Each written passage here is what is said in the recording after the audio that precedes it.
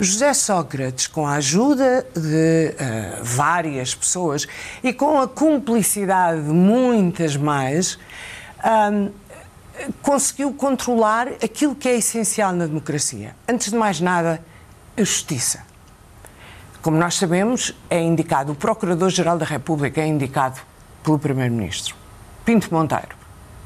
E depois é nomeado pelo Presidente da República, mas é indicado pelo Primeiro-Ministro. Indicou Pinto Monteiro, que tudo fez para abafar tudo o que fosse casos complicados de José Sócrates. Ele e Cândida de Almeida, que estava noticiado, com a ajuda de quem estava a investigar em Setúbal, no caso Freeport, a inspetora Alice.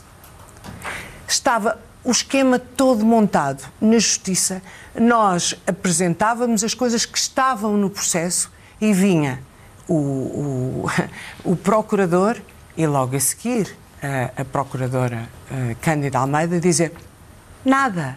Ele não foi arguido, ele não foi ouvido como testemunha e depois querem... Ainda assim, houve provas reveladas pelas reportagens da TVI que chegaram a ser consideradas. Sim, mas querem a coisa mais evidente do que chegar ao fim e haver 27 perguntas por 2 procuradores, em que foram completamente maniatados pelos seus superiores.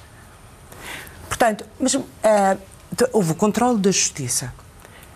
Com todos, depois com a face oculta, com os despachos do Alto Tâmega, em que vieram para o Procurador-Geral da República, com as escutas, com a tentativa de compra da TVI para abafar aquilo que era incómodo na comunicação social, em que as escutas foram anuladas, foram apagadas.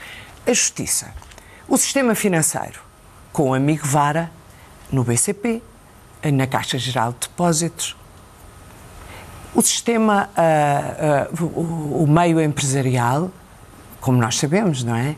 A PT, a Ricardo Salgado. E também a comunicação social. E a comunicação social. Que acabou por, enfim, de alguma forma, coagir a TVI. O que não estava controlado era abafado. Eu não estava sozinha. Houve vários meios de comunicação social que tentaram fazer alguma coisa. Eu tinha uma equipa muito boa a trabalhar comigo, mas nós éramos os mais visíveis, porque era uma televisão, porque se multiplica por muito mais gente e porque o caso foi, porque eu fui anulada, eu fui reformada há 9 anos. Isto é que é grave, muito mais do que a corrupção. A corrupção houve, haverá, há lá fora, e tem que haver meios que combatam a corrupção. Agora, o que é assustador é este controle de tudo e ninguém discutir isto. É também assustador que ninguém... para mim foi assustador, principalmente, que tivessem calado um jornal por uma administração e que ninguém tenha feito nada. Que o Parlamento não se tivesse insurgido.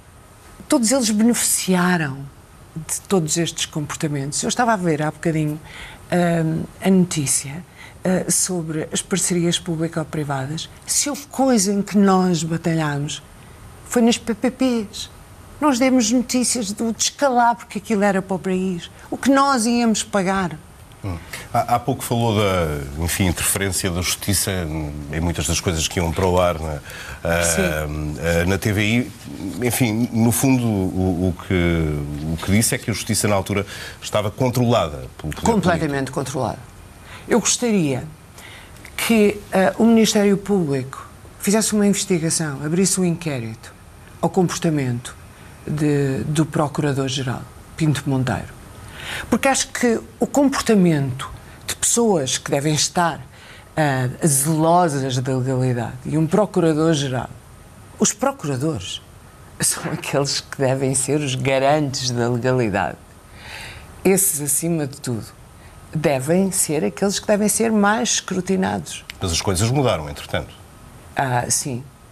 Tenho medo de que estejam a querer, falando bem depressa, a querer pôr uns patins a Joana Marques Vidal.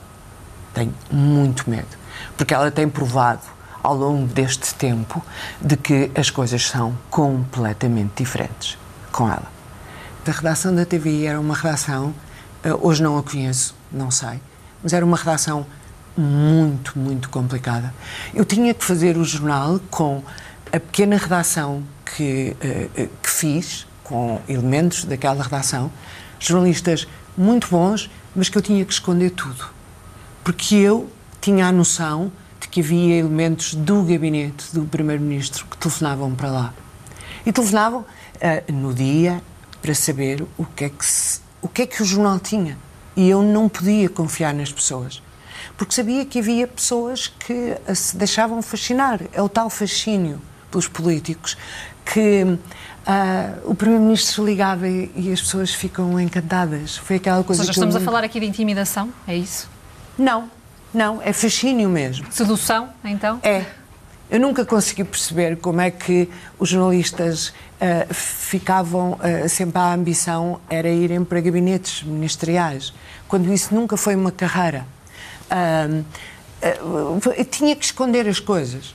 E havia, depois passou a haver, porque o jornal era líder, e como havia ali um grupo estanque, passou a haver alguma resistência em relação ao nosso jornal. Porque nós guardávamos as coisas, fazíamos a investigação própria e tínhamos mesmo que guardar, porque não podíamos confiar. Era quase como fazer um jornal secreto dentro da própria estação.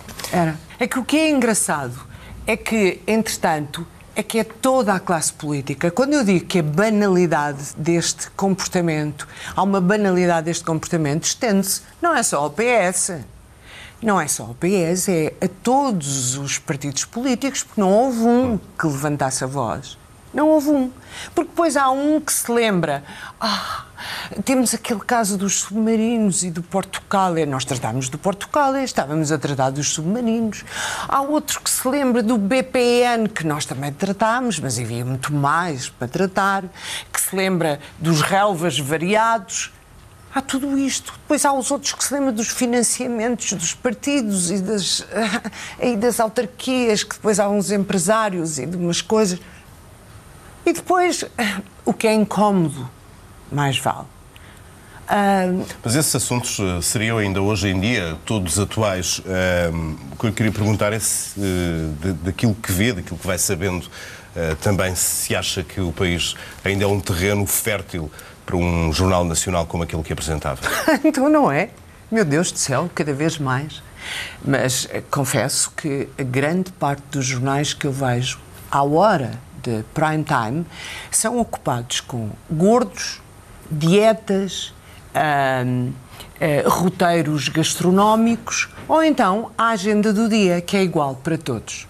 Confesso que atualmente os jornais à hora é isto. Então o que é que falha, na sua opinião? Falha. Eu sei que a agenda há muita que se pode fazer, mas há muita que se pode deitar fora. Muita. Eu deitava quase tudo fora. E depois há tanta coisa para investigar e não dá muito trabalho. Porque basta levantar uma ponta e há tanta gente disposta a falar, a mostrar documentos. Agora, tem que ser coisas fiáveis. As fake news não dá, não é? E desde que haja documentação, desde que haja pessoas credíveis a quererem. Porque quando um jornalista mostra que está disposto a mostrar a realidade, a falar a verdade, chovem coisas. À sexta-feira, então, era quando se podia apanhar a agenda do dia e era quando eu aproveitava para apanhar os ministros e as pessoas do governo que nunca falaram para aquele jornal. Nós fazíamos até uma contabilidade de o ministro X, já o convidámos 10 vezes recusou. O primeiro-ministro, então, claro. O ministro não sei quantos, o Santos Silva, lembro perfeitamente. Nós chegávamos a dizer, estou em Coimbra, dizia ele. Nós metemos meios direto. Não posso a essa hora. Então nós gravamos. Nunca. Nunca se podia. Mas chegavam desmentidos também, ou era só indisponibilidade? Nunca. Nunca houve um desmentido. Nunca houve um pedido de direito de resposta. Nunca houve um processo. Aquilo que houve foi, no Congresso do PS, começou a campanha, que agora já conhecem qual é, não é? Na altura era inédita, que era uma perseguição pessoal, calúnias. Agora conhecem que sempre que se diz qualquer coisa que não agrade ao ex-primeiro-ministro, o que é que ele diz? É sempre, não é? Que é uma perseguição pessoal, são calúnias. Na altura era virado para nós, foi um bocado para o público, mas é esta sempre a resposta que dá relativamente a coisas que uma não me agradam. Uma estratégia de vitimização, como de resto se disse aqui nas últimas semanas. Falava há pouco do caso submarinos, do caso Portugal e também que o jornal que era responsável andou ainda a investigar. Falou também da eventual responsabilidade de políticos, não só do PS, mas também do PSD e de outros partidos, do chamado arco da governação em todos estes casos, e da necessidade de uma reforma. Considera que estes políticos que nós temos, eles estão verdadeiramente interessados em reformar o seu próprio sistema? Não. Senão já o teriam feito, não é? Este sistema eleitoral está gasto. Já provou que não traz confiança. Cada vez há mais abstenção. Cada vez as pessoas se afastam mais dos políticos. Porquê? Porque os políticos respondem aos partidos. Os políticos não são responsabilidades. Bom, eu estive na Assembleia. É verdade, foi deputada do Eu fui deputada. Era deputada independente, pus como condição ter plena liberdade do meu voto, tanto que eu era deputada independente pelo CDS-PP, e houve uma vez que votei sozinha com o PCP. Confesso que foi complicado, mas disse ao grupo parlamentar que tinha que votar em consciência com o PCP. Mas eu estive lá dentro. Eu tenho essa vantagem de saber como é que as coisas funcionam. Mas isso também já foi há alguns anos. Nada mudou, entretanto, nessa vontade com a exposição agora, deste tipo. Não estou lá, mas os indícios são. As coisas funcionam em função do partido. Sempre em função do partido, não em função do país. E nós vemos que em função são as direções partidárias que escolhem os deputados, são as direções partidárias que escolhem as estratégias, são as direções, os deputados respondem perante as direções partidárias. Não, eles têm que responder perante o cidadão. O sistema tem que mudar necessariamente. Um sistema mais inglês. Um sistema mais inglês, mais responsabilizado. Pensa para que esta desconfiança instalada em relação aos políticos desapareça? Um sistema mais inglês. Só que os partidos não querem porque perdem votos com isso, não é? E deixam de ter poder sobre os deputados. Eu lembro-me de estar, de repente, um deputado, porque havia tempo, estar a falar sobre coisas que interessavam à sua região e de coisas que interessavam aos cidadãos, e a Assembleia desertava toda, porque aquilo não interessava. Não interessava, não era política partidária, não eram coisas que ao partido cabeça dissessem respeito, mas diziam respeito ao cidadão. Portanto, o voto em consciência existe para coisas raríssimas, como sabem. Para falarmos ainda de corrupção, é inconcebível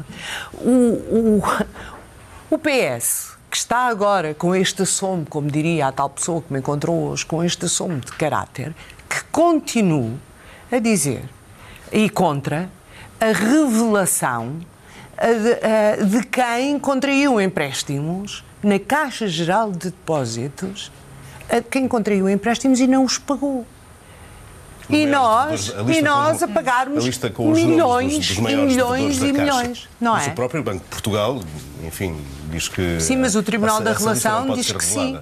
Mas o Tribunal da Relação diz que sim. E porquê é que era importante saber isso, Manuel?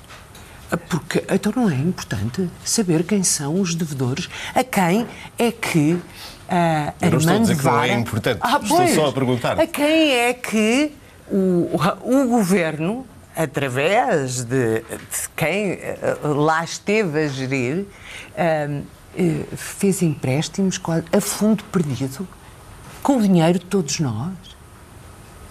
Não é importante para que as coisas, para que haja mecanismos ou que as pessoas estejam de sobreaviso? Não é importante. Nós sabemos, as listas dos faltosos ao fisco podem ser publicadas.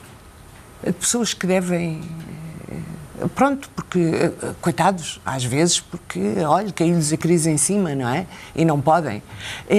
E esta gente que... os amigalhaços do Governo, os amigalhaços do amigo Vara... Há muitas questões que, de facto, são importantes no combate à corrupção. Só para terminarmos, Manela, tens uma visão otimista do que é a atual situação do país? Não tenho. Não tenho. Acho que enquanto... Não tenho mesmo nada. Eu continuo a reforçar isto. Não tenho. Enquanto as coisas não mudarem, enquanto não houver uma fiscalização, mas é uma fiscalização de todos, enquanto não houver uma outra mentalidade, enquanto não houver esta banalização de encolher os ombros, já é costume, enquanto não houver uma... Mas é de todos, é da opinião pública, é da comunicação social, é os organismos que fiscalizam, de facto, e as entidades fiscalizarem à séria. Enquanto não houver um sistema eleitoral e um sistema político que, de facto, responda perante os cidadãos, a coisa não vai funcionar. Não vai. Por isso é importante também que surjam vozes como a tua, como a do José Gomes Ferreira, por exemplo, que vem já a seguir no Negócios da Semana. Felizmente. Muito obrigado por ter estado connosco. Obrigada. Obrigado eu.